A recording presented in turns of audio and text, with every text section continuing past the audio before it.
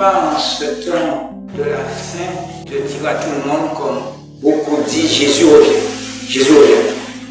Mais comment faire? Comment se préparer?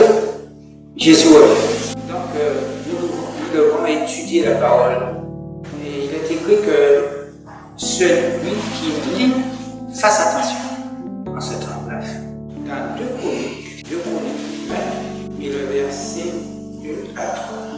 On vint en informer Josaphat en disant: une multitude nombreuse s'avance contre toi depuis l'autre côté de la mer, depuis la Syrie, et ils sont à Hatzatson Tamar, qui est En-Gedi. Dans sa prière, Josaphat se disposa à chercher l'Éternel et il publia un jeûne pour tout Juda. Josaphat, roi de Juda. Le roi et le peuple ont agi prudemment en se rassemblant pour chercher de l'aide auprès de Dieu. La prière de Josaphat était une prière venant de la foi et elle contenait en elle le début de la victoire. La prière de la foi est le début de la victoire. Et c'est ce qui nous manque, la prière de la foi.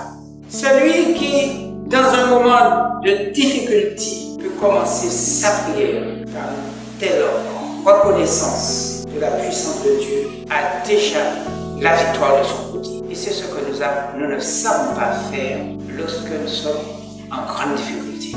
Le prophète de l'Éternel se présenta et déclara: soyez sans crainte et sans effroi devant cette multitude nombreuse, car ce n'est pas votre combat, mais celui de Dieu, créateur des cieux et de la terre. Parfois, nous croyons que le combat que nous menons, c'est notre combat. Non, si nous sommes fils de Dieu, filles de Dieu, c'est le combat de notre créateur des cieux et de la terre. Ce n'est pas notre combat. Des fois, on veut prendre le combat en main propre, mais nous allons échouer. Ce n'est pas votre combat, mais celui de Dieu, créateur des cieux et de la terre. Josaphat se présenta et dit: écoutez-moi, Juda et habitants de Jérusalem, soyez fermes dans votre confiance en l'Éternel votre Dieu, et vous serez affermis. Soyez fermes dans votre confiance en ses prophètes, et vous réussirez. 2 Chroniques 20, 27. Tous les hommes de Juda et de Jérusalem, ayant à leur tête Josaphat, partirent joyeux pour retourner à Jérusalem, car l'Éternel les avait remplis de joie en les délivrant de leurs ennemis. Nous devons ouvrir nos yeux. L'ennemi de nos âmes est en train de nous attaquer. Voilà une façon de partir au combat. Prier et jeûner. En ce temps de la fin, on ne part pas au combat la tête baissée. On ne fonce pas la tête baissée. Ce n'est pas notre combat, c'est le combat de notre Dieu, de notre Créateur. Mais vous me direz, qui est notre ennemi? Satan désire infliger le monde, contrôler la population mondiale et une réduction de sa population. Cela vient du diable. Sous l'emprise du contrôle satanique, notre cerveau, notre émotion seront contrôlés. L'extinction de l'humanité dans son ensemble. Voilà le monde que nous vivons. Et nous pouvons lire dans la Bible, 1 Jean 2, verset nous dit: n'aimez point le monde, ni les choses qui sont dans le monde. Si quelqu'un aime le monde, l'amour du Père n'est point en lui. Car tout ce qui est dans le monde, la convoitise de la chair, la convoitise des yeux et l'orgueil de la vie ne vient point du Père, mais vient du monde. Vous savez que nous vivons dans ce siècle, ce qui compte à l'heure actuelle, c'est le sexe et l'argent sale. Et l'amour de l'argent, c'est la racine de tous les maux. Le mariage est devenu une affaire de commerce. C'est le sexe, c'est l'argent. Et le monde passe, et sa convoitise aussi. Mais celui qui fait la volonté de Dieu demeure éternel. Qui tient le monde entier sous sa coupe? Babylone. Babylone, la grande prostituée qui est assise sur les grandes eaux. Qui est cette prostituée? Que signifient les grandes eaux? Étudiants et étudiantes de la Bible, lisons dans Apocalypse 17, verset 15. Et il me dit: les eaux que tu as vues sur lesquels la prostituée est assise, ce sont des peuples, des foules, des nations et des langues. Cette prostituée, c'est la femme assise sur les grandes eaux, signifie que les habitants de la terre sont tombés dans son piège d'illusion. Il n'y a que l'illusion et le vice à l'heure actuelle qui mènent dans ce monde. Toujours dans Apocalypse 17, verset 4, il est écrit: cette femme était vêtue de pourpre et d'écarlate et parée d'or, de pierres précieuses et de perles. Elle tenait dans sa main une coupe d'or remplie d'abominations et des impuretés de sa prostitution. Voyez-vous, aujourd'hui, lorsque vous voyez, on ne reconnaît qui est homme, qui est femme. On ne sait pas. On ne reconnaît plus.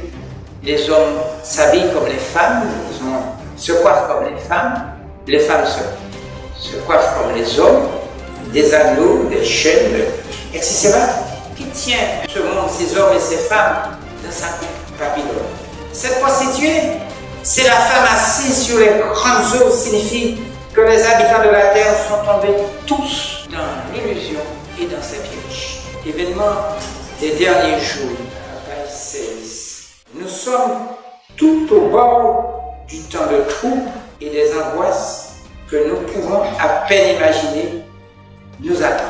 Nous sommes au seuil de la crise de tous les temps. Les jugements de Dieu vont se succéder rapidement. Les incendies, les inondations, les séismes accompagnés de la guerre et de l'effusion de sang. Des temps troublés sont devant nous, mais gardons-nous de prononcer ne serait-ce qu'une seule parole d'incrédulité ou de découragement. Voilà le temps que nous vivons. Je répète encore cette question. Que signifie cette femme? Cette femme est le symbole d'un système religieux et politique mondial. Je dis bien politique mondiale contrefait. Nous devons ouvrir nos yeux. Pourquoi nous devons ouvrir nos yeux? Elle fera la guerre à ceux qui gardent les commandements de la foi du Fils de Dieu, sauveur de l'humanité, créateur des cieux et de la terre. C'est une jolie femme. Sa parure d'or lui confère une apparence de splendeur très coûteuse, de couleur crayante, et ses ornements précieux dérivent avec force la magnificence de cette femme.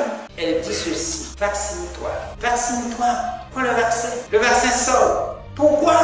Mais pourquoi? Pour une tribulation physique et morale.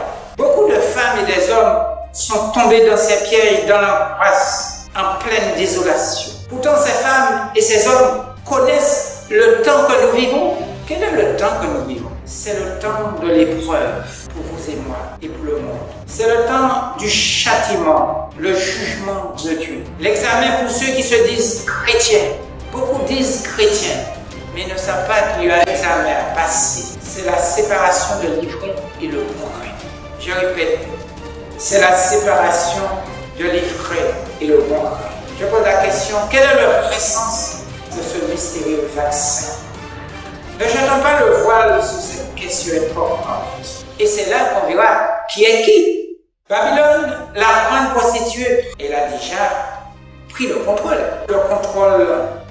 de la population de la terre. Personne n'est à l'abri. Nous sommes au centre d'une grande crise mondiale, la plus grave de la vie des citoyens de la terre. Ce vaccin signifie une tyrannie de l'histoire humaine à venir. Mais la Bible dit ceci, Apocalypse 17, verset 5. Sur son front était écrit un nom, un mystère. Babylone la grande, la mère des impudiques et des abominations de la terre. Et je vis cette femme ivre du sang des saints et du sang des témoins de Jésus. Et en la voyant, je fus saisi d'un grand étonnement. Babylone la grande, prostituée, cette femme assise sur la bête écarlate, elle est responsable de la foi néo-païenne avec des traditions sataniques, des tromperies telles que le mariage homosexuel. Cette femme, elle est responsable non seulement du sang des saints d'Abel, notre frère, mais avec la persécution qui viendra, elle sera encore responsable. Lisons Apocalypse 18, verset 24. Et parce qu'on a trouvé chez elle le sang des prophètes et des saints et de tous ceux qui ont été égorgés sous la terre. Voyez-vous, ce n'est pas l'Église catholique, c'est plus que ça. La Bible dit, et parce qu'on a trouvé chez elle le sang des prophètes et des saints et de tous ceux qui ont été égorgés sous la terre. Le catholicisme est la mère du protestantisme. Enfin, pour vous dire clairement, le protestantisme apostate. Il y a beaucoup de gens qui disent qu'ils font le sabbat, mais ils ne connaissent pas ni le commencement du sabbat, ni la fin du sabbat. Et comment observer le sabbat? Lisons encore la Bible, Apocalypse 18 et le verset 2 à 3. Elle est tombée, Babylone la grande. Elle est devenue une habitation de démons, un repère de tout esprit impur, un repère de tout oiseau impur et odieux. Parce que toutes les nations ont bu du vin de la fureur de son impudicité et que les rois de la terre se sont livrés avec elle à l'impudicité et que les marchands de la terre se sont enrichis par la puissance de son luxe. Et j'ai entendu du ciel une autre voix qui disait « Sortez du milieu d'elle, mon peuple, afin que vous ne participiez point à ses péchés et que vous n'ayez point de part à ses fléaux. » Mais vous me direz, mes frères du Fournier, la Bible dit sortez de là. Vous me dites, mais comment? Mais comment? J'ai un bon travail, j'ai un métier, je suis fonctionnaire, je suis ceci. Mais il faut déjà sortir par l'esprit, abandonner l'esprit de Babylone. Ainsi, on doit sortir. Je ne veux pas dire de rester dans son corps. Il faut déjà abandonner l'esprit de Babylone, c'est-à-dire la vanité, l'orgueil, la méchanceté, la cupidité, l'homosexualité, le vice caché, les vices cachés. Il faut sortir de tout ça. L'alcool, la drogue, sortir de là. L'adultère, sortez de Babylone. La musique sale. Au lieu de faire le sabbat, les gens ouvrent la télévision pour regarder la musique sale. C'est ça, étudiez votre Bible, commencez à sortir. Verset 5 dit, car ses péchés se sont accumulés jusqu'au ciel et Dieu s'est souvenu de ses iniquités. Verset 7. Autant elle s'est glorifiée et plongée dans le luxe, autant donné lui de tourments et de deuil, parce qu'elle dit en son cœur, je suis assis en reine, je ne suis point veuve et je ne verrai point le deuil. Elle rêve ce système. À cause de cela, en un même jour, ces fléaux arriveront, la mort, le deuil et la famine, et elle sera consumée par le feu, car il est puissant, le Seigneur Dieu, qui l'a jugé. C'est pour cette raison, il ne faudrait pas suivre cette femme. Il faut sortir de là. On ne détruit pas son corps en mangeant n'importe quoi et accepter n'importe quoi. On prend soin du corps qui nous a été prêté, parce que le corps ne nous appartient pas. Verset 9.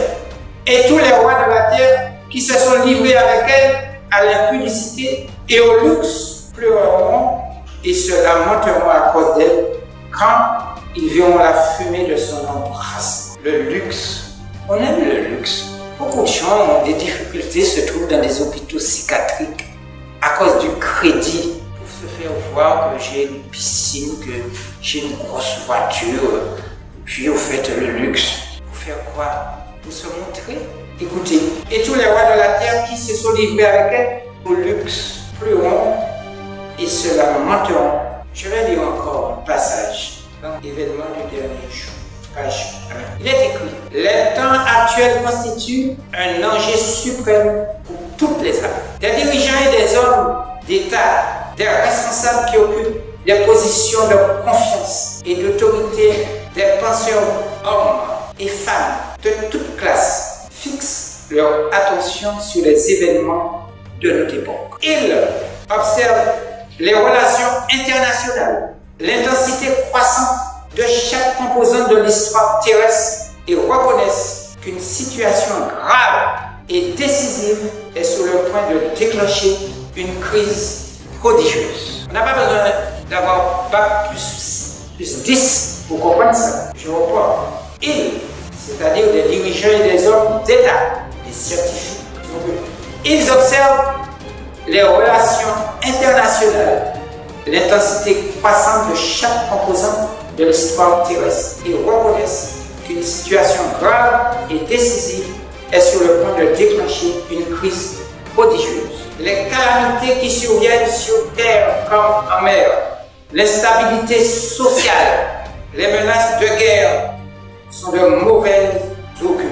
Ces faits annoncent des événements imminents de la plus grande importance. Les forces du mal se conjuguent et se consolident. Elles se fortifient pour l'ultime grande crise.